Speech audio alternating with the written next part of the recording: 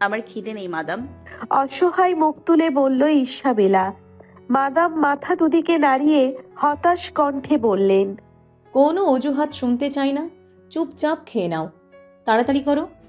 বুকের উপর দুহাত ভাঁজ করে চশমার ভেতর দিয়ে কঠিন দৃষ্টিতে চেয়ে রইলেন।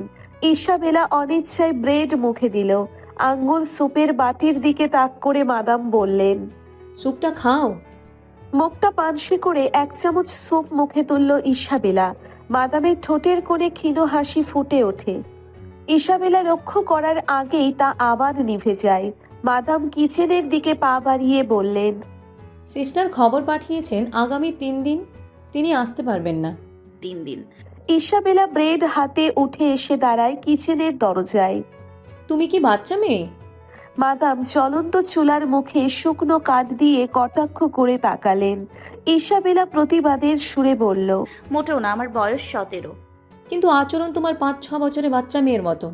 নিচের ঠোঁট কামড়ে ধরে মাদামের দিকে অসন্তুষ্টতে চেয়ে রইল। মাদাম কবস্ন পানির গ্লাসটা হাতে ধরিয়ে দিয়ে আবার ফিরে গেলেন কাজে। সবজি কাটছেন তিনি। গ্লাসের দিকে চেয়ে মুখ বিকৃত করে ফেলে ইসাবেলা। মুখ বিকৃত করে কোনো লাভ নেই, চুপচাপ পান করে নাও। ইসাবেলা ভ্রু কুঁচকে তাকায়। এই প্রবীণার উপর মাঝে মধ্যেই রাগ হয় ওর। এতটা শাসন ওর নিজের মাও করেনি। ইসাবেলা বরাবরই বাধ্য মেয়ে, শাসনের প্রয়োজন পড়েনি। আশৈশবের প্রেমের অপরিণতি বিয়ে ভেঙে যাওয়া, আর সবচেয়ে বড় ধাক্কাটা লাগে পিটারের হঠাৎ লাপাত্তা হয়ে যাওয়া। এক মুহূর্তে সব যেন বদলে গেল। ইসাবেলা যেন মানতেই পারছিল না। এখনো যে মেনে নিয়েছে তা নয়, প্রত্যাখ্যান হওয়ায় ব্যথা তাকে হতাশায় নিমজ্জিত করেছে। নিজেকে গুটিয়ে নিয়েছিল সবার থেকে, সব কিছু থেকে। মনের অসুখের চেয়ে বড় কোনো অসুখ নেই। আস্তে আস্তে মনের অসুখ দেহকে কাবু করে ফেলে। মস্তিষ্ক দুর্বল হয়ে যায়। তখন মানুষ স্বাভাবিক থাকে না। আপনজনদের সাথে করা নিজের ব্যবহারে অনুতপ্ত হয় সে। মা বাবার দুঃখ ভারাক্রান্ত মুখ মনে করে কষ্ট হলো। এই যে প্রৌঢ়ার আচরণে রাগ করলো তা কিন্তু মনে মনে। বাহিরে সে কখনো তার সাথে রাগ দেখাবে না, কারণ মন জানে মাদাম যা করছে তাতেই ইসাবেলার মঙ্গল। মাদামের সেবা শুশ্রূষায় সে আগের থেকে অনেকটা সুস্থ। ভ্যালেরিয়া প্রথম প্রথম চিন্তা করলেও এখন সে মাদামের উপর পূর্ণ আস্থা রাখে। ইসাবেলাকে খুব করে অনুরোধ করেছে মাদামের কথা শুনতে।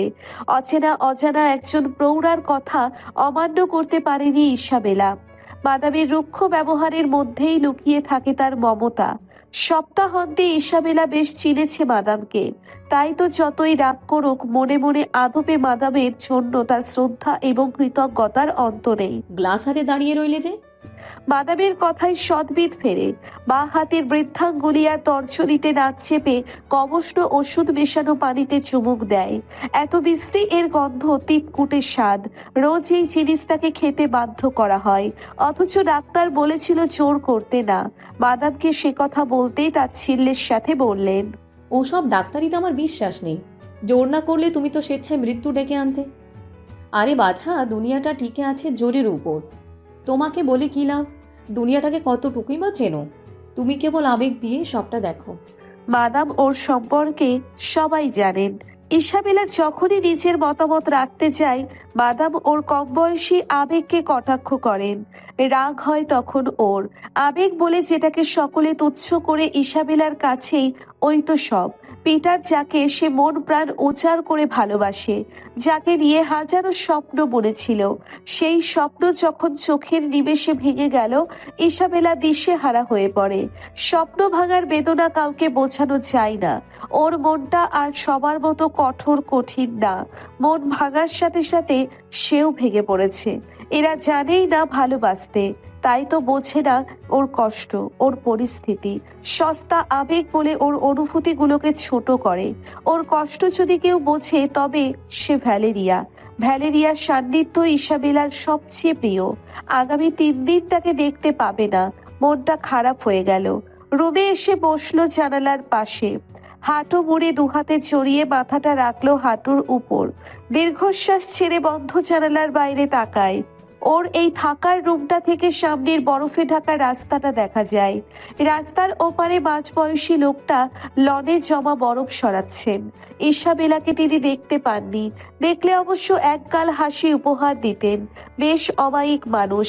তার স্ত্রী ইসাবেলাকে খুব পছন্দ করে। ভদ্রমহিলা ভালো কেক বানান। ইসাবেলাকে তৈরি করে খাইয়েছেন দুবার। এই গ্রামের মানুষগুলো অতিথিপরায়ণ। গ্রামটিও সুন্দর। প্রতিবেশীদের কাছে শুনেছে শরৎ বসন্তে এই গাছ স্বর্গীয় রূপ ধারণ করে। ভ্যালেরিয়ার সাথে দুবার ওই সামনের ব্রিজের ওই দিকটা ঘুরে এসেছিল। ব্রিজের নিচ দিয়ে বয়ে চলা নদীটা শীতের মৌসুমে ছোট্ট নালার মতো মনে হয়। দুপাশে বরফ জমে সরু হয়ে যায় নদীটা। নদীর পরেই ঘন অক গাছের সারি, পাতা ছড়া নগ্ন ডালপালা বরফের আস্তরণ মেঘে দাঁড়িয়ে আছে। সারাদিন ঘরেই থাকবে? মাদামের অনুযোগ শুনতে পেল। ভ্যালেরিয়া সবসময় চাই ইসাবেলা আশপাশে ঘুরে আসুক, সখ্যতা গড়ে তুলুক প্রতিবেশী ছেলে মেয়েদের সাথে।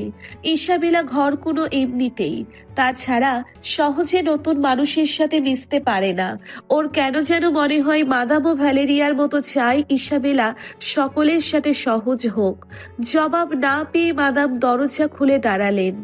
আমি পানি আনতে যাচ্ছি, তুমি যেতে চাও সাথে? মাথা নাড়িয়ে সম্মতি জানাতে মাদাম বললেন, শুকনো কাপড় নিয়েও সাথে করে, একবারে গোসলটা সেরে আসবে। ষাটঊর্ধ্ব বিধবা পৌরা কারো সাহায্য ছাড়াই নিত্যকার সকল কাজ একাই করেন। নিজের কোনো জিনিসে কারো হাত লাগা পছন্দ করেন না। ইসাবেলা অবাক হয় যখন তিনি ওকে নিয়ে ঘরের ছোট ছোট কাজগুলো করান। ইসাবেলার ভালো লাগে তাকে সাহায্য করতে, কিন্তু মাদাম সব কাজে ওর সাহায্য নেন না। বালতি দুটোর একটা ওর হাতে দিয়ে আর একটা নিজেই নিয়ে বের হলেন বাইরে। প্রতিবেশী লোকটা ওকে দেখতে পেয়ে হেসে হাই জানায়। ইসাবেলা জবাব দিল। মাদাম কিন্তু এসব খেয়ালও করলেন না। এই গ্রামের মানুষের সাথে তার সম্পর্ক রোগী আর বৈদ্যর। প্রতিবেশীদের সাথেও তেমন কথাবার্তা হয় না। কারো বাসায় তিনি যান না, কারণ ছাড়া কেউ তার বাসায় আসে না। সমাজে থেকেও যেন সমাজ বিচ্ছিন্ন তিনি। বিধবা পুত্রহারা পৌরা একরকম নিঃসঙ্গ জীবনযাপন করেন এই বাড়িতে। ইসাবেলাকে তার সাথে দেখলে বিস্মিত হয় লোকে। যেতে যেতে আজও তেমনই কয়েক জোড়া বিস্তৃত দৃষ্টি চোখে পড়ে। মাদামের দৃষ্টির সামনে বরফের উপর দিয়ে দক্ষিণের জঙ্গলের দিকে যেতে কষ্টই হয় তার। মিঠা পানির ঝিরি গায়ের দক্ষিণের জঙ্গলের পাশে। এই গায়ের খাবার পানির একমাত্র উৎস এটি। ঝিরির কাছাকাছি আসতে মাদাম থেমে যান। পাশের কাটা গাছের গুঁড়ির উপর থেকে বরফ সরিয়ে বসলেন। এইটুকু আসতে হাত পা জমে গেছে। ঝিরির পাশের অদূরের ছোট ঝোপের দিকে আঙ্গুল তুলে বললেন, ওদিকটাতে গোসল ছেড়ে এসো, আমি বসলাম ততক্ষণে। ইসাবেলা বালতি আর শুকনো কাপড় নিয়ে চলল। ঝিরির ওপাশটাতে ছোট্ট পরিষ্কার নালা। কাপড়গুলো পলিথিনে মুড়িয়ে রেখে একে একে গায়ের কাপড় খোলে। সামনে বন জঙ্গল ও দাঁড়ানো ঝোপের আড়ালে নগ্ন গায়ে ধা করে এসে লাগে জঙ্গলি হিম বাতাস। ফর্সা ত্বক লালচে হয়ে ওঠে, লোম দাঁড়িয়ে যায় দেহের। কাঁপতে কাঁপতে ধীর পায়ে পানিতে নামে। পানি বেশ উষ্ণ থাকে সকালে। গলা পানি নেমে এক ডুব দিয়ে ওঠে। ঠান্ডায় দাঁতে দাঁত লেগে যাওয়ার উপক্রম। হঠাৎ কাছাকাছি কোথাও ঘোড়ার আর্ত অশ্বরব শুনে চমকে ওঠে ইসাবেলা। শান্ত প্রকৃতির মধ্যে অদ্ভুত এক পরিবর্তন অনুভব করল সে। নাম না জানা কয়েকটা পাখির ডাক আর ডানা ঝাপটানোর আওয়াজে বুকের ভেতর ধক করে উঠল। তখনই মাদামের উৎকণ্ঠিত গলা শুনতে পায়, ইসাবেলা, তুমি ঠিক আছো? জি মাদাম। তাড়াতাড়ি পানি থেকে উঠে শুকনো কাপড় পরে নিল। ময়লা কাপড় আর বালতি নিয়ে ছুটল মাদামের কাছে। মাদাম আগের জায়গায় নেই। ভয় পেয়ে গেল ও। মাদাম। এদিকে আমি। ইসাবেলা দ্রুত পদে গেল গলার স্বর অনুসরণ করে। মাদাম ঝুঁকে বসা ঝিরির পাশে। একটা মানব দেহ পড়ে আছে তার সামনে। মানুষটার পায়ে কালো জুতো, পরনে লম্বা কালো কোট আর হাতে একই রঙের হাত মোজা। মাথা মাদামের কোলে বলে মুখটা দেখা যাচ্ছে না। ইসাবেলা এগিয়ে গেল ত্রস্ত পায়ে। দেখলো এক সুদর্শন যুবক অচেতন হয়ে পড়ে আছে মাদামের কোলে। এখানে আসার পর অবধি দিনে কয়েক ঘন্টা ঘুমিয়ে নেওয়ার হুকুম জারি করেছিলেন মাদাম। ইসাবেলার শরীরও বেশ সায় দিয়েছিল তাতে। দুপুর 12টা বাজতে চোখ বুজে আসতো। আজ একটুও ঘুম এলো না চোখে। সারাক্ষণ মাদামের সাথে সাথে ছিল। অচেনা অচেতন যুবকটিকে সুস্থ করে তোলার ব্রত নিয়েছেন মাদাম। ইসাবেলা যত তাকে দেখছে অবাক হচ্ছে। একজন গম্ভীরা রুক্ষস্বরা রমণীকে এতদিন দেখেছে সে, আজ নতুন এক মাদামকে দেখছে। পরিচিত অপরিচিত তার কাছে কোনো ব্যাপার না। তিনি যেন সেবার ব্রতকেই ধর্ম মনে করেন। সেদিক থেকে পুরোপুরি ধার্মিকা বলা যায় মাদামকে। ইসাবেলা মুগ্ধ হয়। মাদামের প্রতি শ্রদ্ধা আরো বাড়ে। সাঁচের বাতি জ্বলে উঠেছে ঘরময়। মাদাম জংলি গাছগাছরা দিয়ে কিচেনে কি সব পথ্য তৈরি করছেন। চিন্তাতে তার চোখের কোণের চামড়া আরো কুঁচকে যাচ্ছে। অজানা অচেতন যুবকটাকে লোকের সাহায্যে ঘরে এনে তুলেছেন। অনেক চেষ্টা করেও তার জ্ঞান ফেরানো সম্ভব হয়নি। যে 3 জন যুবকটির শরীর বহন করে এনেছিল, ওদের একজন বলেছিল, মারা গেছে বোধ হয়। মাদাম যুবকটির নারী পরীক্ষা করে বললেন, না মরেনি, স্নায়ু দুর্বল, ঘন্টা খানেকের মধ্যে জ্ঞান ফিরে আসবে। ঘন্টা খানেকের স্থানে পুরো একটা দিনই শেষ হওয়ার পথে, কিন্তু যুবকের জ্ঞান ফেরার নামগন্ধ নেই। মাদাম খুব চিন্তিত। একটু পরপর দেখতে যান বসার ঘরে শায়িত অচেতন যুবকটিকে। ইসাবেলা দুপুরে একবার ডাক্তার ডাকতে বলেছিল। শুধু সে নয়, যে লোকগুলো যুবকটাকে ধরে এনেছিল তারাও ডাক্তার ডাকার পরামর্শ দেয়। রেগে তাড়িয়ে দেন তাদের মাদাম। মুহূর্তেই যেন খ্যাপাটে রূপ ধারণ করেন। লোকগুলো যেতে যেতে চারাল বুড়ি বলে গালবন্ধ করেছে। ইসাবেলাকে অবশ্য চোখ রাঙানি ছাড়া আর তেমন কিছু বলেনি মাদাম। মাদাম কিচেন থেকে সোজা গেলেন ওর ঘরের দরজার সামনে। ইসাবেলা লেপমুড়ি দিয়ে জানালার পাশে বসেছিল। মাদাম বললেন, আমি একটু বাইরে যাচ্ছি, কিছুক্ষণ ছেলেটার পাশে বসো তো ইসাবেলা। আমি এই যাব এই ফিরবো। একা একটা যুবকের সাথে খালি ঘরে থাকতে হবে জেনে ভয় ভয় করলো ইসাবেলার। হোক না অচেতন, তবুও তো সে পুরুষ। মাদাম ফিরে আসার আগেই যদি জ্ঞান ফেরে। মাদাম বোধ হয় বুঝলেন ওর ভয়, অভয় দিয়ে বললেন, ভয় পেও না, ওর জ্ঞান ফেরার আগেই ফিরে আসবো, এসো। মাদামকে আর না করতে পারে না সে। তার চিন্তা নিবারণ করতে পারলেই খুশি হয় ইসাবেলা। বিছানা ছেড়ে উঠে এলো। মাথার স্কার্ফটা ঠিকঠাক করে নেয়।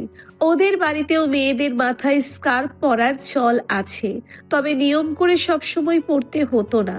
এই গ্রামের সব মেয়েরাই মাথায় স্কার্ফ পরে, সময় সময় পরে। আজ ইসাবেলার পরনে মেরুন রঙের উলের ব্লাউজ আর নিচে নীল রঙের স্কার্ট। স্কার্ট ঝুলছে গিটের উপরে, পায়ে কালো মোজা। বসার ঘরের তাপমাত্রাতে এই কাপড়ের শীত অনেকটা বসমানে। সে গিয়ে বসলো যুবকের সামনের ছোট্ট টুলটার ওপর। যুবক শটান হয়ে শুয়ে আছে সমান গদির সোফাতে। ইসাবেলার একটু পেছনে জ্বলছে ফায়ার প্লেসের আগুন। দুহাত কোলের ওপর রেখে জানালার বাইরে ঘাড় ঘুরিয়ে আছে। যুবকের নিঃশ্বাস পড়ছে খুব আস্তে। ইসাবেলা সতর্কে সেই শব্দ শুনছে। এই ঘরে এই অজানা অচেনা যুবকের অচেতন দেহের সামনে বসে থেকে বুক ঢিপ ঢিপ করছে। তুষার পড়ছে বাইরে। সন্ধ্যা উতরে গেছে। পাশের বাড়ির লনে জ্বলা বাতির ক্ষীণ আলো চারিদিকের আধারিয়া দুনিয়ায় যেন ছোট্ট এক টুকরো চাঁদ। ওই আবছা আলোতে চেয়ে ইসাবেলার গা ছমছম করে ওঠে। ধীর পায়ে উঠে দাঁড়ায়।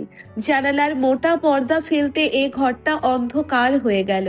তখনই ইসাবেলা টের পায় বাতি নিভানো ছিল এতক্ষণ এই ঘরের। নেভানো নয়, এই ঘরের বাতিটি বোধহয় তেল ফুরিয়ে গেছে। কিচেনের বাতির আলো ছিটকে পড়েছে বসার ঘরের সামনে।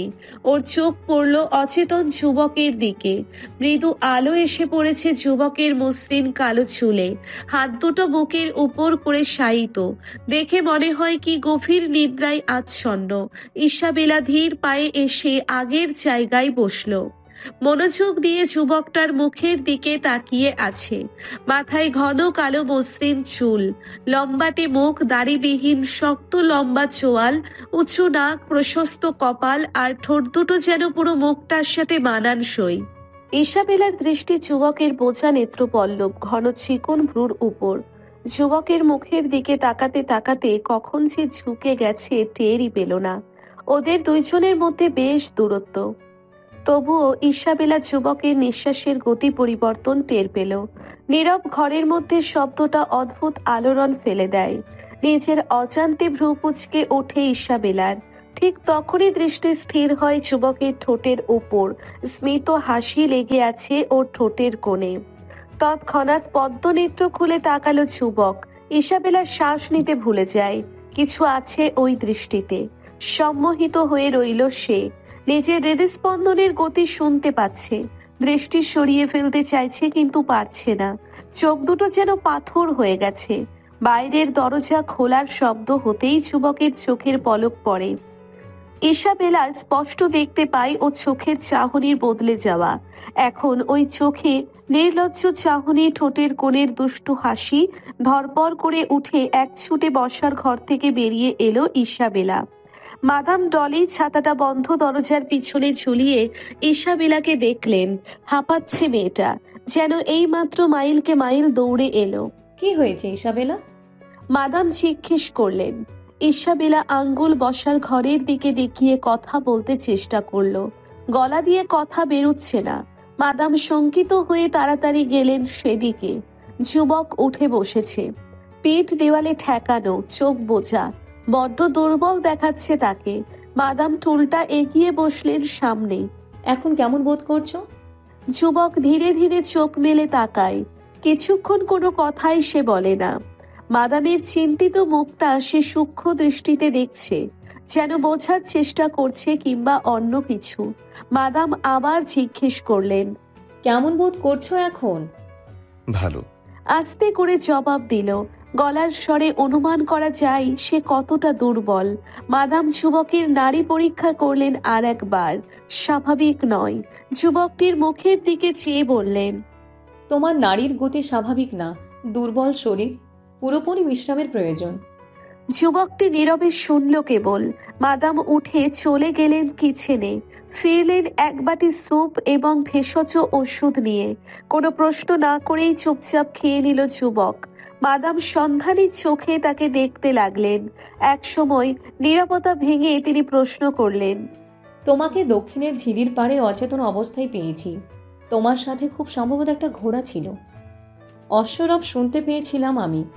পরে অনেক খুঁজেও ঘোড়াটাকে আর পাওয়া গেল না। বাড়ি কোথায় তোমার? ওই ঝিরির পাশে কি করে পৌঁছালে? ওদিক দিয়ে তো গ্রামের বাইরে যাওয়ার পথ নেই। এই গায়ের লোক তোমাকে চেনে না, তাহলে ওখানে কিভাবে গেলে? পৌরার এত প্রশ্নে যুবকটি খাওয়া বন্ধ করে মাথা নিচু করে রইল। মাদামের দৃষ্টি স্থির তার উপর। যুবক চোখ তুলে তাকালো মাদামের দিকে। ঠোঁটের কোণে ক্ষীণ হাসি। কৃতজ্ঞতা প্রকাশ করে বলল, ধন্যবাদ আপনাকে মাদাম। কৃতজ্ঞ আমি আপনার কাছে। জি, আমি এই গায়ের না, পূব দিক থেকে ফিরছিলাম। সঙ্গে ছিল আমার ঘোড়া। হঠাৎ অসুস্থ হয়ে পড়াতে ঘোড়াটা অস্থির হয়ে ওঠে। ভুল করে ও পথে চলে গিয়েছিলাম। তারপর কি ঘটেছে আমার ঠিক মনে নেই। আপনি চিন্তা করবেন না, আমি এখনই চলে যাব।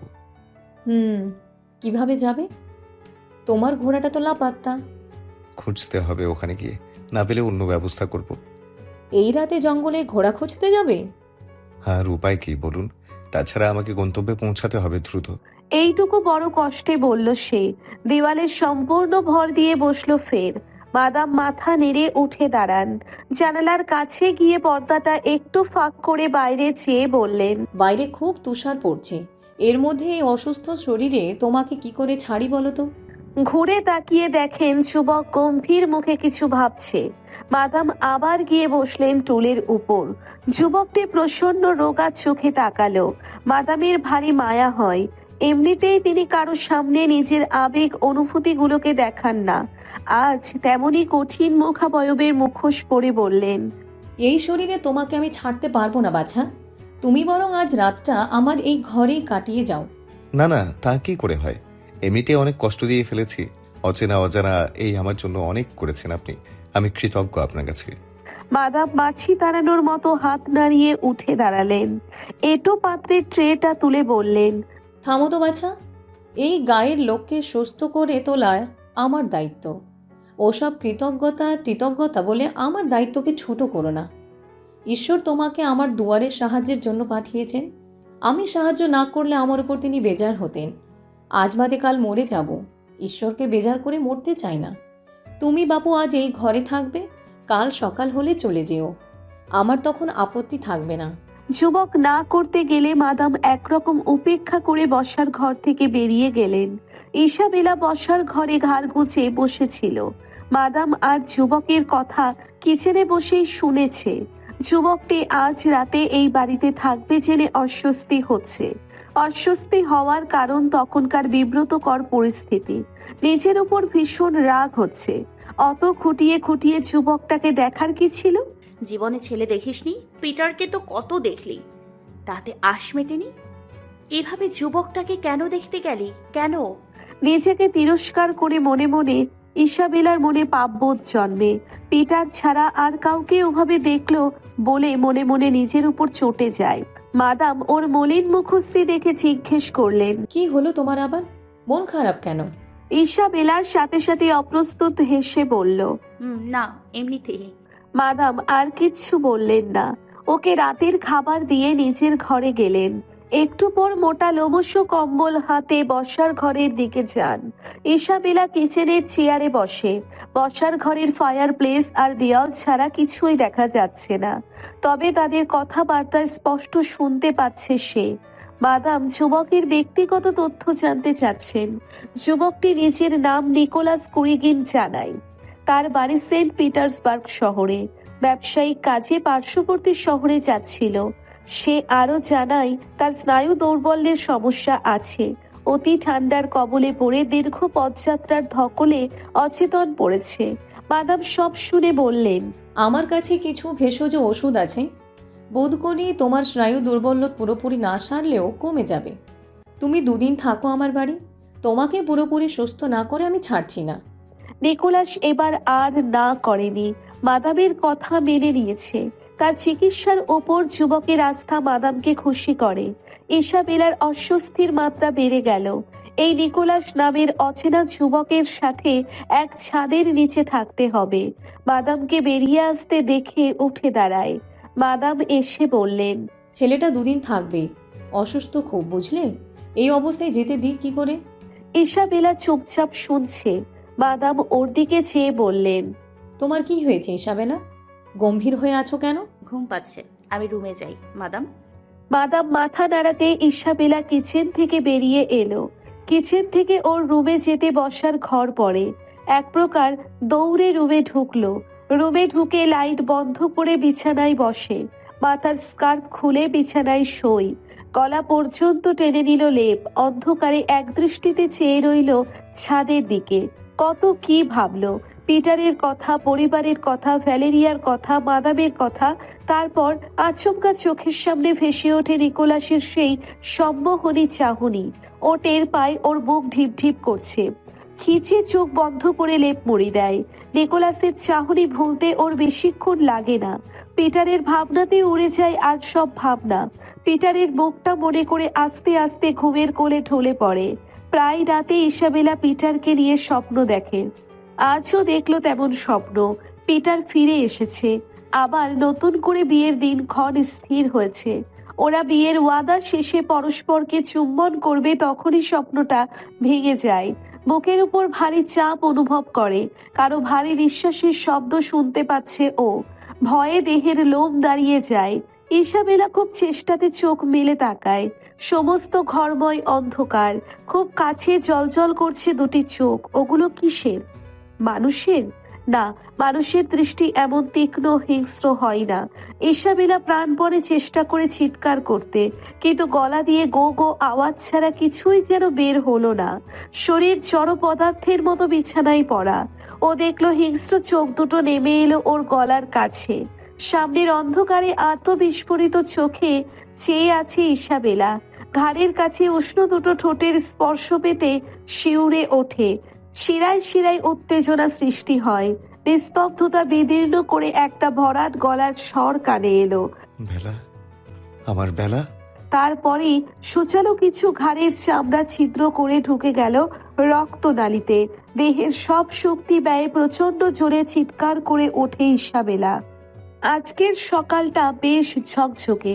আলস্য গায়ে একটুখানি রোদ উঠেছে, ক্যালেন্ডারের দিন তারিখ হিসেব করলে কদিন বাদে বসন্তের আগমন ঘটবে। গ্রামের ঘরে ঘরে মাসলেনিৎসা উৎসবের আয়োজন চলছে। এই শেষ সময়ে শীতের প্রকোপ বেড়েছে আরো। হুটহাট শুরু হয় তুষার বৃষ্টি। গত রাতেও একটানা তুষারপাত হয়েছে। সামান্য নয়, এক প্রকার তুষার ঝড় বললে ভুল হবে না। বাইরের বাতাসের তাণ্ডব রাত ভোর জানালার কাছে আছড়ে পড়েছে। তার উপর নতুন উপদ্রব ইসাবেলার দুঃস্বপ্ন। গত 3 রাত ধরে একটানা দুঃস্বপ্নটা দেখছে। দুঃস্বপ্ন না ইসাবেলার কেন যেন মনে হয় এ দুঃস্বপ্ন নয়, বরং স্বপ্নই নয়, এ হচ্ছে সত্য। আজ সকালেই সত্যিটা উপলব্ধি করেছে, প্রমাণও পেয়েছে। আয়নায় দাঁড়িয়ে যখন ঘাড়ের কাছে ওই দুটো ক্ষত দেখল, আঁতকে উঠল। দর্পণে নিজের প্রতিচ্ছবি দেখে শিউরে ওঠে। ফ্যাকাশে ত্বক, চোখ দুটো পাণ্ডুর, মাথা ঘুরে যায়। হঠাৎ এসব কি হচ্ছে তার সঙ্গে? প্রথম দিন ভয়ে চিৎকার করলেও পরের 2 দিন চিৎকার করতে পারেনি। শরীর জড়বৎ হয়ে থাকে। ভাতটা কেটে গেলে ফের ঘুমে তলিয়ে যায়। সকালে ঘুম ভাঙলে কিছুই গুছিয়ে মনে করতে পারে না। মাদাম কয়েকবার প্রশ্ন করেছিলেন এই নিয়ে। ইসাবেলা ঠিকঠাক জবাব দিতে পারেনি। সারাক্ষণ একটা ভয় তাকে গ্রাস করে। আচ্ছা, মাদামকে কি সব খুলে বলা উচিত?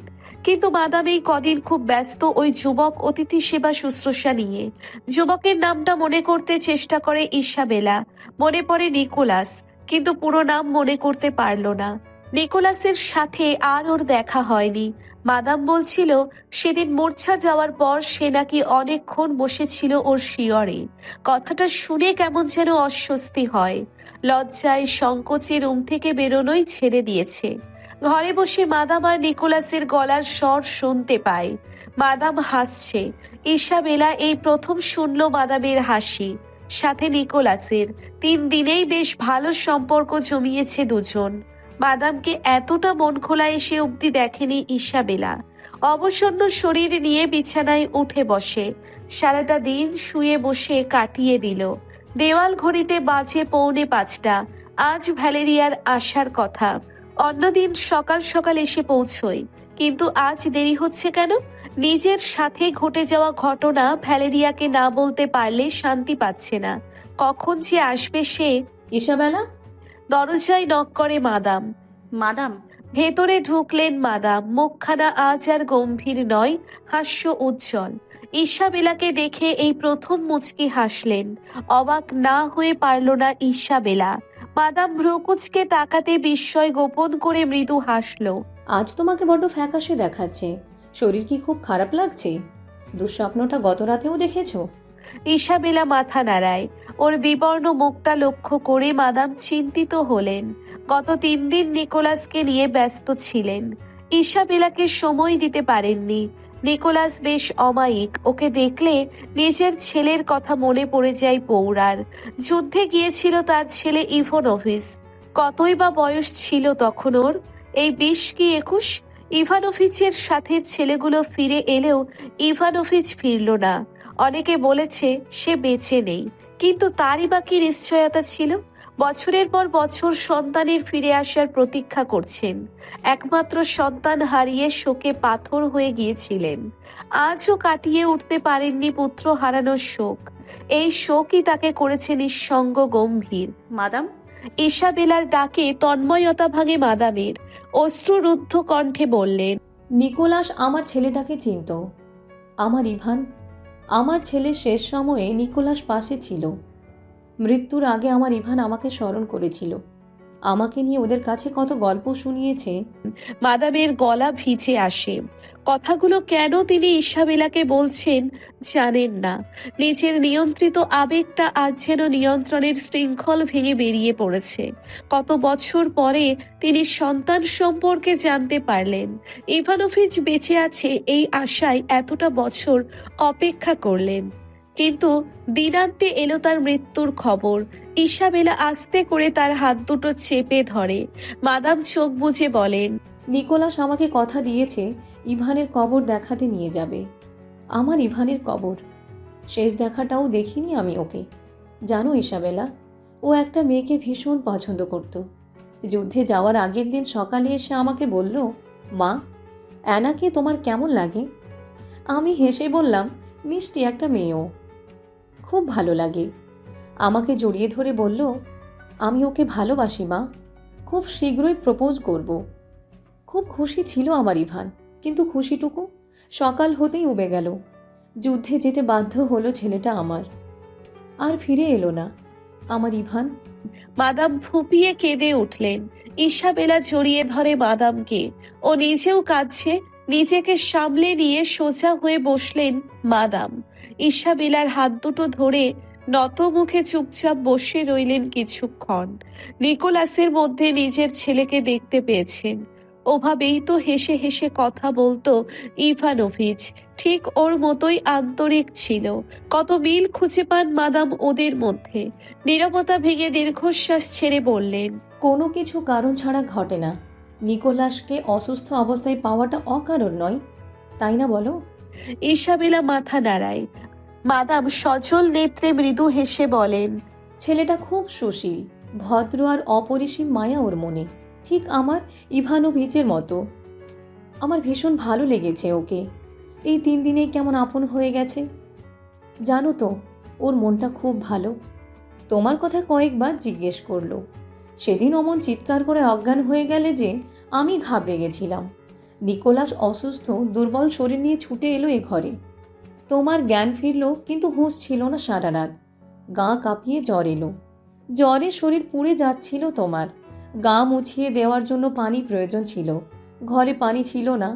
ওই অসুস্থ শরীরে মাঝরাতে জঙ্গলে গিয়ে পানি নিয়ে এলো ছেলেটা। তোমার শিওরে বসে মাথায় জলপট্টি দিল ভোর পর্যন্ত। আমাকে বলল, আপনি দুশ্চিন্তা করবেন না, বেলা সুস্থ হয়ে যাবে। চমৎকার একটা ছেলে নিকোলাস। একটু আগেও জিজ্ঞেস করেছে তুমি ঠিক আছো কিনা। পরের জন্য কত ভাবে। সারাদিন একা রুমে বসে না থেকে ওর সাথে একটু কথাটা তো বললেও তো পারো। দেখো, খারাপ লাগবে না। নিকোলাস তোমাকে ভালো লাগিয়েই ছাড়বে। প্রসন্ন মুখে হাসলেন একটুখানি মাদাম।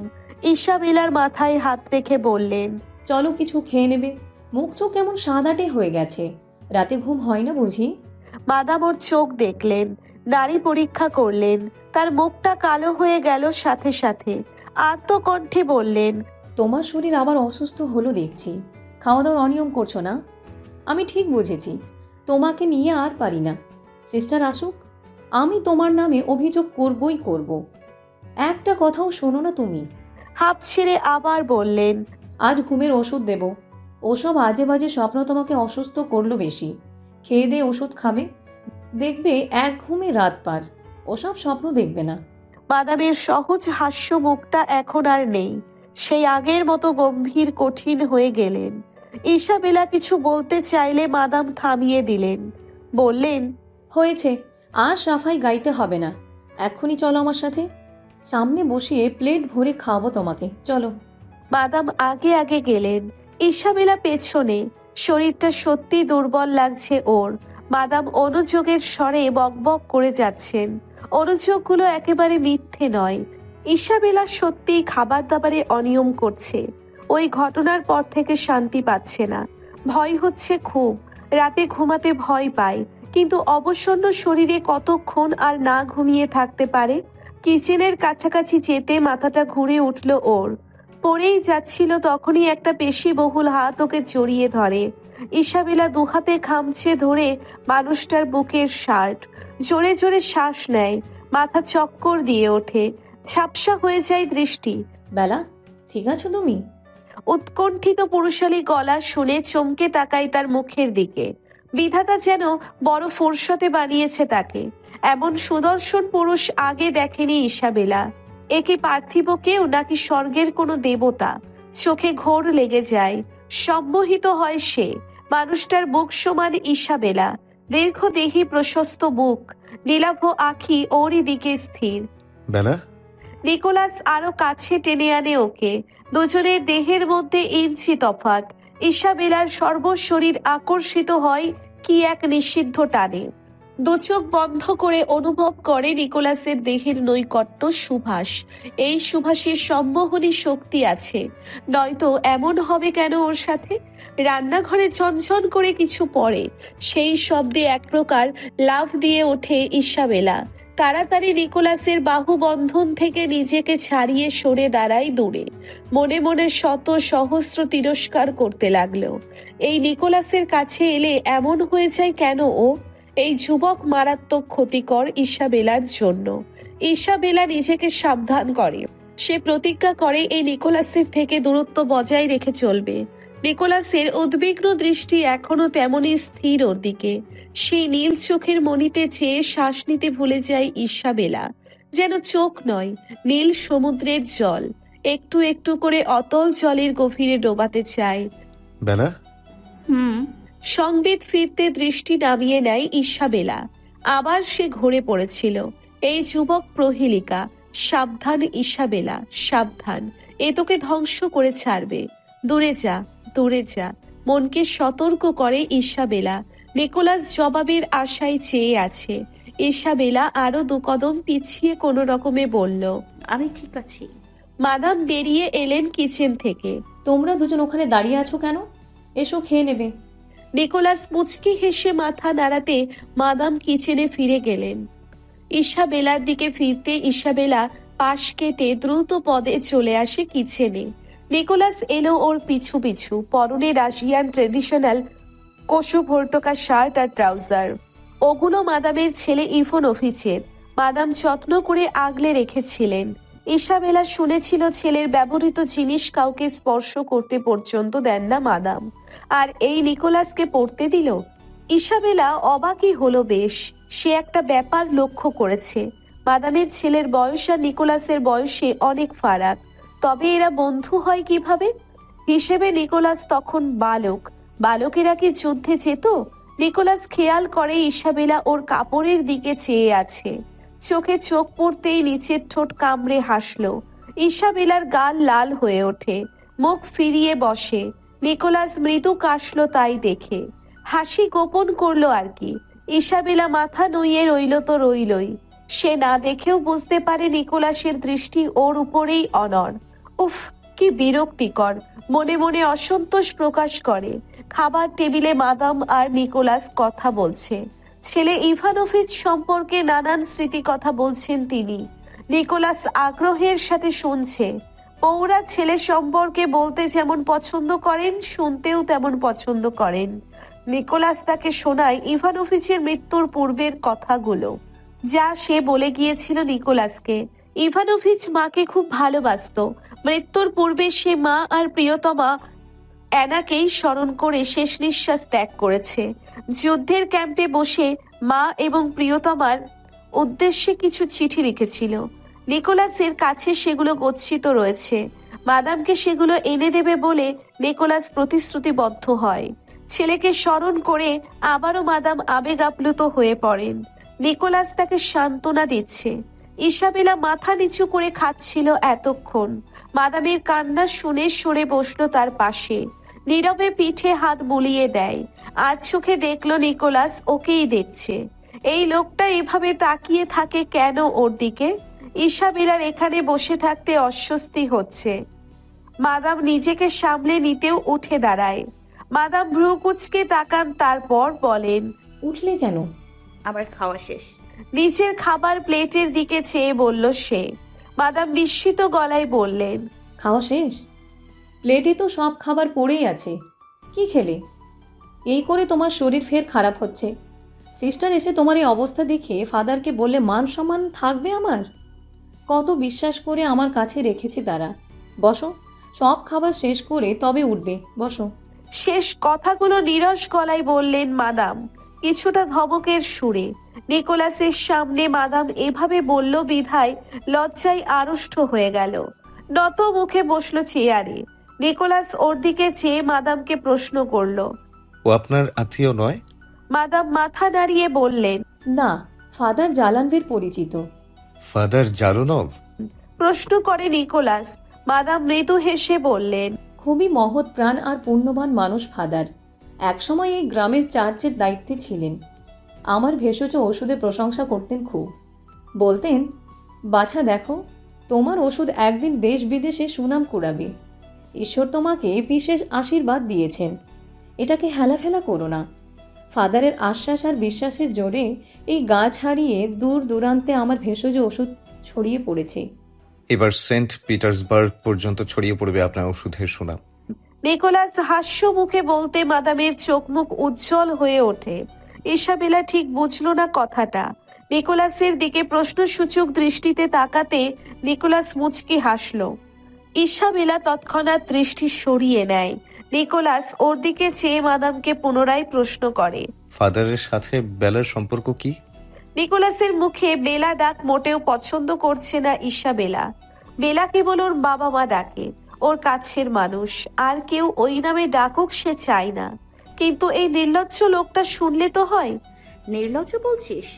অথচ এই নির্লজ্জ তোকে সেদিন রাতে সেবা করেছে, একটু আগে পড়ে যাওয়ার হাত থেকে বাঁচিয়েছে। কৃতজ্ঞ। বিবেকের তিরস্কারে নমনীয় হয় ইসাবেলা। চোখের কোণা দিয়ে নিকোলাসকে দেখছে। মাদামের কথা গভীর মনোযোগ দিয়ে শুনছে সে। মাদাম এক ঢোক পানি পান করে বলেন, সিস্টার ভ্যালেরিয়া ফাদারের বিশেষ আস্থাভাজন মানুষ, আর ইসাবেলা হলো সিস্টার ভ্যালেরিয়ার প্রিয় ভাগ্নি, মেয়েটার হৃদয়। ইসাবেলা মাদামকে কথা শেষ করতে দেয় না। তড়াক করে চেয়ার ছেড়ে উঠে দাঁড়ায়। মাথা নিচু করে বিব্রত স্বরে বলল, মাদাম প্লিজ। মাদামের হয়েছেটা কি? অচেনা ব্যক্তির সামনে কোনো রাগঢাকি রাখছেন না। ইসাবেলার ব্যক্তিগত জীবন সম্পর্কে কেন বলবে এই নিকোলাসকে? দরকারটা কি?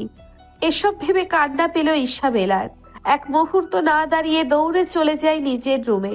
মাদাম দীর্ঘশ্বাস ছেড়ে মাথা নেড়ে খাবার খেতে লাগলেন। ইসাবেলা এই আচরণ তার ভালো লাগলো না। রাশভারী মুখে এঁটো থালাগুলো নিয়ে গেলেন ধৌত করতে। নিকোলাস তখনও বসে আছে চেয়ারে, গভীর ভাবনায় বুঁদ। ভাবনা কাটতে চেয়ে রইল ইসাবেলার বন্ধ দরজায়। অস্ফুটে কিছু আওড়ালো মুচকি হেসে। শীতকে বিদায় দিতে এবং বসন্তকে সাদরে বরণ করে নিতে প্রতি বছর শীতের শেষ সময়ে পালিত হয় মাসলেনিৎসা উৎসব। ঐতিহ্য অনুসারে রাশিয়ার ঘরে ঘরে প্যানকেক তৈরি করা হয়। বাতাসে সেই মিষ্টি গন্ধ ভাসে। অতিথিদের আগমনে বাড়িতে বাড়িতে জমে ওঠে খুশির আমেজ। ইরুম গ্রামে এবার সেই আনন্দের ছিটে ফোঁটাও নেই। গায়ের লোকদের আতঙ্কে কেটেছে পুরো শীতের সময়টা। ফাদার জালুনভ তাদের কথা দিয়েছিলেন মাসলেনিৎসার আগেই সব ঠিক হয়ে যাবে, স্বাভাবিক জীবনযাপনে ফিরবে সবাই। ফাদার জালুনভ সে কথা রাখতে পারলেন না। তার সামনে এখন যেই গ্রামটির চিত্র, এ কোনো গ্রাম নয়, মৃত্যুপুরী। একে একে গায়ের লোকদের ওরা শেষ করে ফেলেছে। শয়তানের লালসায় গ্রামকে গ্রাম উজাড় হলো। ফাদার চেষ্টা করেও গ্রামের লোকদের বাঁচাতে পারলেন না। নিজেকে দোষারোপ করলেন ওদের করুণ পরিণতির জন্যে। নিজের ক্ষতবিক্ষত শরীরের ব্যথা থেকে ওই নিরপরাধ মানুষগুলোর মৃত্যু তাকে বেশি পীড়িত করে। ওদের মৃত্যুর প্রতিশোধটুকুও বুঝি আর নেওয়া হলো না। এই অক্ষমতা অসহায়ত্বের যন্ত্রণায় কাতর হলেন। অদূরে চার্চের উপর ক্রুশটার দিকে চোখ পড়তেই উঠে বসতে চেষ্টা করলেন। পা দুটো অসাড়, প্রায় রক্তশূন্য শরীরটা কনুইয়ে হেঁচড়ে সামনে এগোতে চান, কিন্তু পারেন না। তার নিঃশ্বাস নিতে কষ্ট হয়। পৃথিবীতে তার জন্য বরাদ্দ অক্সিজেন কি তবে ফুরালো?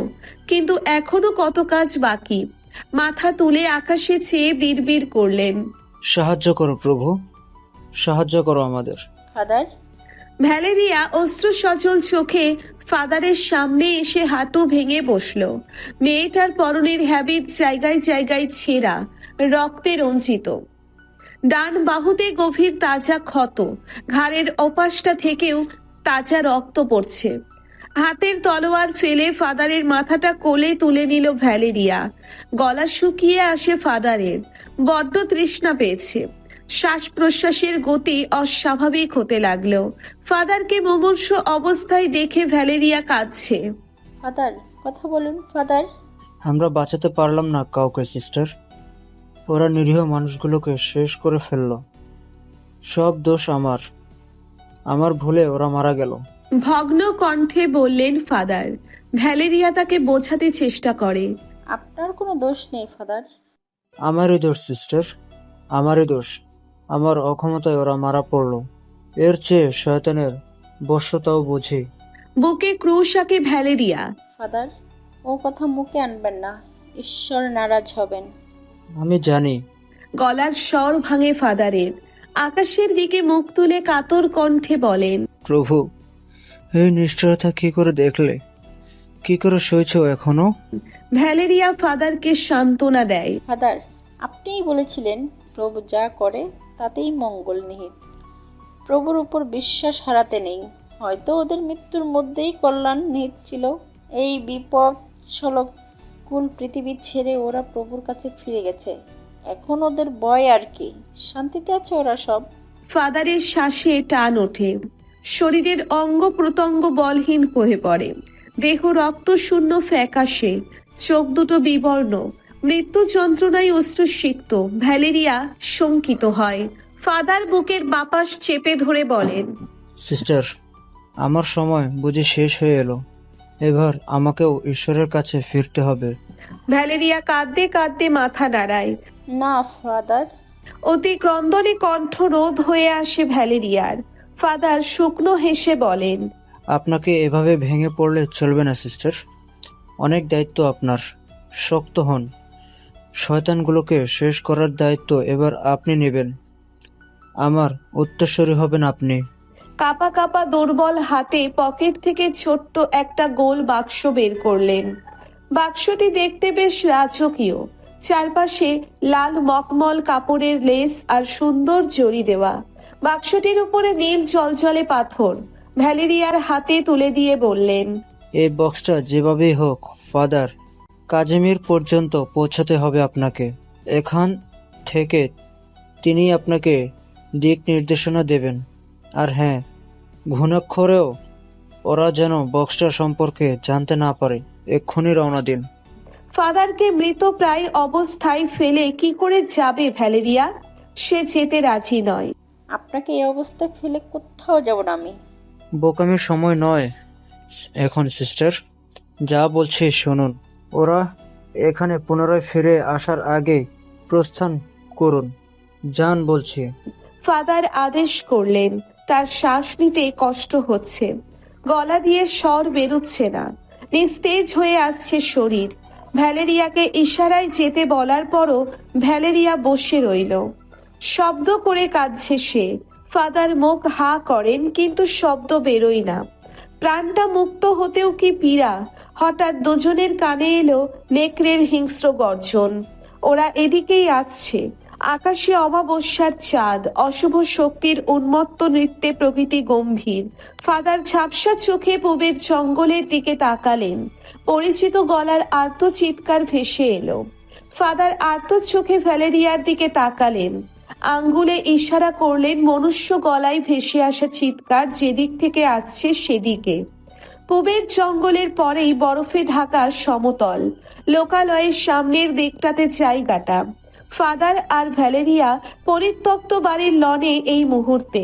সামনের ঝোপঝাড় খানিকটা আড়াল করেছে দুজনকে। তিনটে মানুষ জঙ্গল থেকে বেরিয়ে ছুটে আসছে লোকালয়ের দিকে। ভ্যালেরিয়া ওদেরকে চেনে। ফাদার অগাস্টাস, ডক্টর বরিস আর নিনা। ভ্যালেরিয়ার দৃষ্টি গেল ওদের পেছনে। একদল হিংস্র নেকড়ে ছুটে আসছে। হঠাৎ ম্যাথিউ আর টনির কথা মনে পড়ল। ওরা কোথায়? ভ্যালেরিয়ার শরীর কাটা দিয়ে উঠল। ছুটে আসা তিনজনের আর্তনাদে নেকড়েগুলো শিকার ধরতে পেরে উল্লাসে ফেটে পড়েছে। ওরা তো শুধু শিকার নয়, শত্রুও ছিল। শয়তানগুলোর বিজয় গর্জন আর মানুষ তিনজনের মৃত্যু যন্ত্রণার গগনবিদারী আর্তনাদে উজাড় হওয়া এই গা কেঁপে ওঠে। সাথীদের বাঁচাতে যাবে তখনই ফাদার ওর হাত চেপে ধরলেন। ওদের যন্ত্রণা কাতর চিৎকার থেমে গেছে। শয়তানগুলো লাশ তিনটে নিয়ে উল্লাস করছে। ভ্যালেরিয়ার বুকে ক্রুশ আঁকে আর কাঁদে। ফাদার অস্ফুট গোঙানির স্বরে আদেশ করলেন পালাতে। ভ্যালেরিয়া অশ্রুসিক্ত চোখে ফের মাথা নাড়ায়। ফাদারকে ছেড়ে, সাথীদের ছেড়ে একা পালাবে না সে। ম্যাথিউ আর টনিকেও খুঁজে বের করতে হবে। হয়তো ওরা বেঁচে আছে। নেকড়ের গর্জন আস্তে আস্তে এগোচ্ছে। লাশগুলোকে নখের আঘাতে খণ্ড বিখণ্ড করে ছুঁড়ে ফেলল পাশে। ফাদার ভ্যালেরিয়ার কর্তব্য মনে করিয়ে দিলেন। কর্তব্যের কাছে কোনো মায়ার স্থান নেই। এই মুহূর্তে পালানোর আদেশ করলেন। মুখ হা করে শ্বাস টানছেন ফাদার। কথা বন্ধ হয়ে গেল হঠাৎ। দুর্বল হাতে শেষবার বুকে ক্রুশ এঁকে পৃথিবীর মায়া ত্যাগ করে পরপারে পাড়ি জমালেন। ভ্যালেরিয়া এর পূর্বেও মৃত্যু দেখেছে, কিন্তু ফাদার আর সাথীদের এই নির্মম মৃত্যুতে মুষড়ে পড়ল আজ। লড়াই করার শক্তি হারিয়ে ফেলল। উঠে দাঁড়াবে সেই সময় দৃষ্টি গেল জঙ্গলের উপর। একটা বাদর উঠছে সদর্পে, তারপর আর একটা, তারপর আর একটা। শয়তানগুলো বিজয়ের আনন্দে মেতেছে, কিন্তু এমন তো হওয়ার কথা ছিল না। বিজয় নিশ্চিত ছিল তাদের। তবে কোথায় ভুল হলো? কোন ভুলে হলো এই অপূরণীয় ক্ষতি? ফাদারের লাশের সামনে কান্নায় ভেঙে পড়ে ভ্যালেরিয়া। শয়তানগুলো টের পাওয়ার আগেই তাকে পালাতে হবে। ফাদারের মুখটা শেষবার দেখে নিল। মানুষটা তাকে স্নেহ করত খুব। সামনে নেকড়েগুলোকে ওর সাথীদের ছিন্ন ভিন্ন লাশ নিয়ে আনন্দ করতে দেখে ডুকরে ডুকরে কাঁদে। ফাদার অগাস্টাসের হাসি, ডক্টর বারিশের বৈজ্ঞানিক বিশ্লেষণ, নিনার চঞ্চলতা স্মরণে করে চোখের জল থামল না। ভগ্ন হৃদয়ে কোনো মতে সামনের একটি পরিত্যক্ত বাড়ির ভেতরে গিয়ে লুকিয়ে পড়ে। এত মৃত্যুতেও হতবিহ্বল স্তব্ধ। ভ্যালেরিয়া ভয় পায় মৃত্যুকে, ভীষণ ভয় পায়। হাঁটু মুড়ে ক্রুশটা মুঠোবন্দি করে নীরবে কাঁদতে লাগলো। কান্না গলায় আটকে যায় কাছাকাছি বাদুড়ের ডানা ঝাপটানোর শব্দে। সমস্ত শরীর ভয়ে কাঁটা দিয়ে ওঠে। লড়াই করার মতো শক্তি ভ্যালেরিয়ার এই মুহূর্তে নেই। মনে মনে বিধাতাকে স্মরণ করলো। এখন তিনিই ওর ভরসা। ইসাবেলার মুখটা মনে পড়ে। 3 দিনের স্থানে 5 দিন হয়ে গেল মাদামের বাড়িতে যেতে পারেনি ভ্যালেরিয়া। মেয়েটি হয়তো এখনো ওর পথ চেয়ে বসে আছে। হঠাৎ বাড়ির সামনে দরজা সশব্দে খুলে যায়। বুটের জুতার ভারী শব্দ এগোতে লাগলো। ভ্যালেরিয়া দুচোখ বন্ধ করে। বন্ধ নেত্র দিয়ে গড়িয়ে পড়ে অশ্রু। ঝাপসা চোখে ভেসে ওঠে ইসাবেলার মুখ। ভ্যালেরিয়া মনে মনে ওকেই স্মরণ করে। ক্যাসি ভাইয়া, অসুস্থ শরীর টেনে তুলে বিছানায় বসলো ইসাবেলা। খিদে পেয়েছে খুব। দুপুর গড়িয়ে সন্ধ্যা হয়ে এলো। মাদামের খোঁজ নেই। সকালে খাবার নিয়ে আসেননি, ডাকেননি। ইসাবেলা দুর্বল গলায় ডাকলো, মাদাম, মাদাম। না, কোনো সারা শব্দ নেই। গেল কোথায় মাদাম? ইসাবেলা বিছানায় ছেড়ে নামে। সোজা হয়ে দাঁড়াতেই মাথা ঘুরে ওঠে। দিন দিন শরীর আরো খারাপ হচ্ছে ওর। আরো ফ্যাকাশে হয়ে গেছে ত্বক, অথচ এখনো আর সেই দুঃস্বপ্নটা দেখে না। মাদামের তৈরি ঘুমের ওষুধ রোজ রাতে খায়। এক ঘুমে সকাল, কিন্তু ঘাড়ের ক্ষত তেমনই তাজা। ভয় এখানেই ইসাবেলার। আগে যা গোচরে ঘটতো এখন অগোচরে ঘটে। কাকে বলবে নিজের সাথে ঘটে যাওয়া এই অদ্ভুত ঘটনার কথা? মাদামকে? কিন্তু তার সময় কই? এতদিন নিকোলাসকে নিয়ে ব্যস্ত ছিলেন। গত রাতে এসে বিদায় নিয়েছে। ভোরে মাদামের হা হতাশ শুনে বুঝতে পেরেছে নিকোলাস চলে গেছে। নিকোলাসের বিদায়ের সময় অবশ্য ইসাবেলা জাগ্রত ছিল না। ওই দিন কিচেনের ঘটনার পর থেকে যথাসম্ভব নিজেকে আড়াল করেই রেখেছিল সে। শরীরটাও বেজায় অবসন্ন ছিল। বিছানা ছাড়তেই মন চায়নি। তবে মাদাম আর নিকোলাসের খোশ গল্প নিজের রুমে শুয়ে একটু আধটু শুনতে পেয়েছিল। নিকোলাসের হাসির শব্দ ইসাবেলার কানে মধুর সুরের মতো বাজে। এত চমৎকার হাসি কারো হয়? পরক্ষণেই নিজেকে তিরস্কার করত। সে কেবল পিটারকে পছন্দ করে, পিটারকে ভালোবাসে। পিটারের হাসিই চমৎকার লাগবে, অন্য পুরুষের হাসি নয়। বিড়ালের গোঙানির আওয়াজে ভাবনার সুতো ছেড়ে। এ বাড়িতে বিড়াল কোথা থেকে এলো? মাদাম বিড়াল পছন্দ করেন না। সামনের বাড়ির ভদ্র মহিলার বিড়ালটা প্রায় উকি ঝুঁকি দিত। ইসাবেলা ওটাকে একবার কোলে তুলতেই মাদাম চেঁচিয়ে উঠেছিলেন, ফেলো ওটাকে, ফেলো এক্ষুনি। যেন কোনো নোংরা বস্তু ইসাবেলা কোলে তুলেছে। মাদামের মুখ ঘৃণায় বিকৃত হয়ে উঠল। অনিচ্ছা সত্ত্বেও বিড়ালটাকে কোল থেকে নামিয়েছিল সেদিন। বিড়ালটা মাদামকে দেখে ভীত চোখে ম্যাও ম্যাও করে ইসাবেলার পা ঘেঁষে দাঁড়ায়। মাদাম ওটাকে লক্ষ্য করে জুতো ছুঁড়ে মারতে পালিয়ে যায়। এরপর ইসাবেলাকে মাদাম সতর্ক করেছেন ওসব থেকে দূরে থাকার জন্য, অন্তত তার বাড়িতে যতদিন আছে ততদিন। ইসাবেলার ভীষণ খারাপ লেগেছিল মাদামের ওই ব্যবহার। অমন তুলতুলে নিষ্পাপ প্রাণীর উপর মাদামের এহেন নিষ্ঠুরতা কষ্ট দিয়েছিল। আজ আবার বেড়ালটা এলো ভেবে আনন্দ হলো। মাদাম দেখার আগেই ওটাকে লুকিয়ে কোলে তুলে একটু আদর করবে বলে ভাবলো। দেওয়াল ধরে চলে এলো বসার ঘরে। সদর দরজা বন্ধ। বেড়ালটা কোথায়? এদিক ওদিক তাকালো, না, নেই। কিচেন থেকে ছুরি চালানোর শব্দ আসছে। মাদাম তাহলে ঘরেই আছে? ইসাবেলার ডাক কি তিনি শুনতে পাননি? ইসাবেলা কিচেনের দিকে পা বাড়ায়। দরজার কাছাকাছি যেতে মাদামকে দেখলো, হাতে ধারালো রক্তাক্ত চ্যাপ্টা ছুরি। দরজার দিকে পিঠ করে দাঁড়িয়ে আছেন, কিছু একটা কাটছেন তিনি। আর একটু এগিয়ে যেতেই থমকে দাঁড়ায় ইসাবেলা। বেড়ালটার দ্বিখণ্ডিত দেহ পড়ে আছে মাদামের সামনে। গা শিউরে উঠল এই দৃশ্য দেখে। বজ্রাহতের ন্যায় দাঁড়িয়ে রইল। মাদাম ঘুরে দাঁড়ালেন তখনই। তার মুখে লেগে আছে তাজা রক্ত। কি বিভৎস ভয়ঙ্কর তার মুখ! চিৎকার দিয়ে ছিটকে সরে দাঁড়াতে গিয়ে নিচে পড়ে গেল ইসাবেলা। মাদামের ঠোঁটে পৈশাচিক হাসি।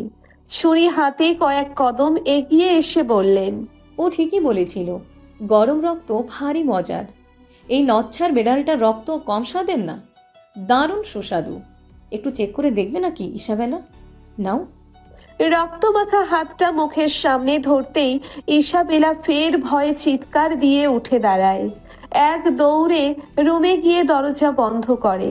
কিচেন থেকে ভেসে আসছে মাদামের অট্ট হাসি। ভয়ে আতঙ্কে ইসাবেলার নিঃশ্বাস বন্ধ হওয়ার উপক্রম। মাদামের একই হলো হঠাৎ? ইসাবেলা স্পষ্ট দেখতে পেয়েছে তার দৃষ্টির অস্বাভাবিকতা। কি ভয়ঙ্কর নিষ্ঠুর চাহনি! সেই মমতাময়ী মাদাম আর এই মাদামের আকাশ পাতাল ফারাক। এই ফারাক কিভাবে হলো? কোন অশুভ ছায়া নেমে এলো তাদের জীবনে? কাঁপতে কাঁপতে বিছানার কাছাকাছি যেতে অচেতন হয়ে পড়ে ইসাবেলা। ভয়, মৃত্যুর ভয়, স্বজন হারানোর ভয়, প্রিয় মানুষ হারানোর ভয়, আর নিজের স্বাভাবিকতা হারানোর ভয়। একটা মানুষ বোধ হওয়ার পর থেকে মৃত্যু পর্যন্ত ভয়টাকে মাথায় করে বেঁচে থাকে। জীবনের সবখানে ভয় আর ভয়। ইসাবেলা চোখ খুলতেও এখন ভয় পায়, তেমনি চোখ বন্ধ করলেও সে বুঝতে পারছে ভয় নামক অনুভূতি তার সকল অনুভূতিকে দুর্বল করে দিচ্ছে। জীবনের পথ হঠাৎ বাঁক পাল্টেছে। কিছুদিন আগেও সে ছিল সবচেয়ে সুখী মানবী। জীবনের এই কঠিন মুহূর্তগুলো থেকে মা তাকে আড়াল করে রেখেছিল। এক পিটারকে ভালোবেসে আজ ওর জীবনে ভয়ের আধিপত্য। এক পিটারের বিরহে আজ ইসাবেলা ভেঙে চুরে বিক্ষিপ্ত। ভালোবাসায় এত যন্ত্রণা কেন? সে তো পবিত্র মনে ভালোবেসেছিল, কোনো মিথ্যা ছল কিছুই ছিল না। তাহলে কেন বিধাতা এই শাস্তি দিলেন? কেন পিটার ছেড়ে গেল? আজ সে যেখানে দাঁড়িয়ে আছে, কমাস আগেও কি ভেবেছিল জীবন তাকে টেনে এই ভয়ার্থ পরিস্থিতিতে ফেলবে, এত কাঁদাবে? পরিবারের আদরের ইসাবেলার জীবন ছিল নিরাপদ, সুন্দর। 17 বছরের তীরে এসে কেন আজ জীবনে এই ক্রূরতা দেখাচ্ছে? দুচোখে কত স্বপ্ন আশা দেখেছিল, সবই এখন ভয়ের শেষ মহলে বন্দী। ভয়, এই শব্দটা অনুচ্চ স্বরে আওড়ালো কয়েকবার। ভয় উতরে যেতে পারবে কি ইসাবেলা? এখানেও ভয় ওর, সে বোধহয় পারবে না। ভয় প্রচন্ড ক্ষমতাধর। অন্যদিকে ইসাবেলা দুর্বল, ভীত। পা দুটো কাঁপছে ইসাবেলার। ভয় এই বুঝি ফের পড়ে যায়, চেতনা হারায়। টলতে টলতে জানালার পাশ ছেড়ে এসে বসলো বিছানার কোণে। শীতে থরথরিয়ে কাঁপছে। লেপটা গায়ে জড়িয়ে জবথব হয়ে বসলো। গত রাতে চেতনা ফেরার পর রুম থেকে বের হয়নি। মাদামের ওই অস্বাভাবিক আচরণে ভীত সন্ত্রস্ত ইসাবেলা শরীরটা আরো খারাপ লাগছে। রাতে শুয়ে শুয়ে খুব কেঁদেছে। মনে পড়েছে পরিবারের কথা, ভ্যালেরিয়ার কথা। কেন যে সে আসছে না? চিন্তায় চিন্তায় নির্ঘুম কাটিয়েছে রাত। আশ্চর্যের ব্যাপার হলো গত রাতে দুঃস্বপ্নটা সে দেখেনি, কিংবা বলা যায় সেই ভয়ঙ্কর মুহূর্তের সম্মুখীন হতে হয়নি। সারা রাত শঙ্কিত ছিল।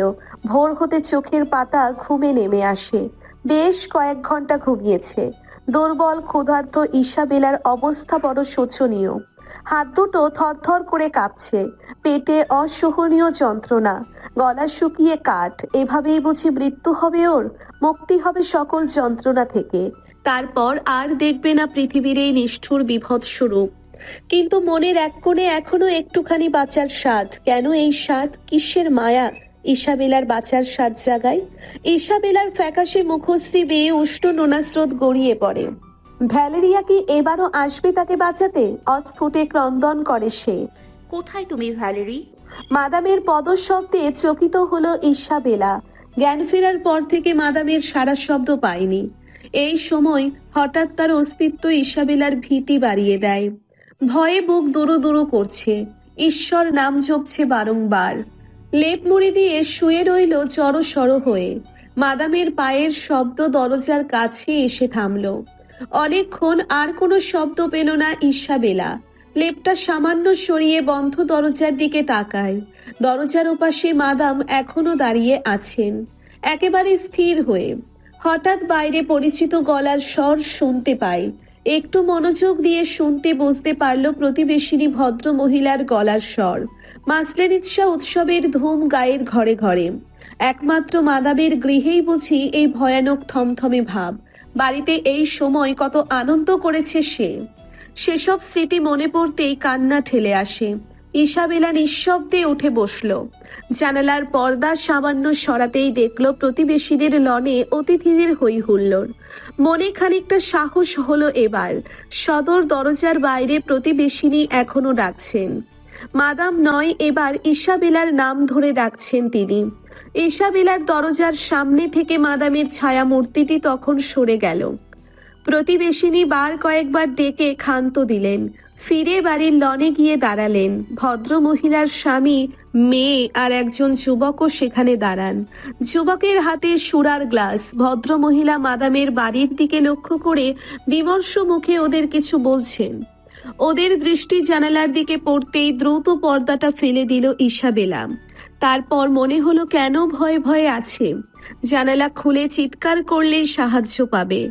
জানালা খোলার চেষ্টা করে ব্যর্থ হলো। একটু খেয়াল করতেই দেখে বাইরে চিকন লম্বা কাঠ দ্বারা একেবারে বন্ধ করে দিয়েছে জানালার কপাট। কাজটা কে করেছে বুঝতে অসুবিধে হলো না ওর। ভয়টা তাতে করে আরো বাড়ল। অনেকক্ষণ বসে রইল অসহায় ভাবে। ওর সামনে এখন দুটো পথ, হয় এভাবে বসে বসে মৃত্যুকে স্বাগত জানানো, নয়তো সাহসের সাথে ভয়ের মোকাবেলা করা। সাহসের মৃত্যুতে সম্মান আছে। সে সিদ্ধান্ত নিল দরজা খুলবে, ভয়ের মুখোমুখি হবে। বিছানা ছেড়ে নেমে দাঁড়ায়। পা দুটো কম্পিত দেওয়াল ধরে দরজার কাছে গিয়ে থামে। লম্বা শ্বাস নিল। মনে মনে ঈশ্বরের নাম জপল কয়েকবার। আস্তে আস্তে দরজার ছিটকিনি খুলে উকি দিল এদিক ওদিক। মাদাম নেই। ধীর পদে বাইরে বেরিয়ে এলো। ওই তো সদর দরজা। ইসাবেলা সেদিকে পা বাড়ায়। ভয়ে সর্বশরীর কাঁপছে ওর। এই বুঝি মাদামের সেই ভয়ানক অপ্রকৃতস্থ রূপটা আবার সামনে এসে দাঁড়ায়। কিন্তু তেমন কিছুই ঘটল না। সে সদর দরজা খুলে আলোতে এসে পৌঁছিয়েছে। স্বস্তির নিঃশ্বাস ছাড়ে। চোখে মুক্তির আনন্দ জল। প্রতিবেশিনী ভদ্রলোক প্রথম দেখলেন ইসাবেলাকে, তারপর একে একে বাকিরা। সকলে উদ্বিগ্ন মুখে এদিকেই আসছে। ইসাবেলাও ছুটছে সামনে, কিন্তু খুব বেশি দূর যাওয়ার শক্তি ওর মধ্যে নেই। মাদামের বাড়ির সামনের বরফে আচ্ছাদিত উঠোনের উপর মুখ থুবড়ে পড়ল। ভদ্র মহিলা ইসাবেলাকে ধরে তুললেন। ইসাবেলা ফুপিয়ে ওঠে। কি হয়েছে জিজ্ঞেস করতে মাদামের দরজার দিকে আঙ্গুল তুলে ইসাবেলা বলল,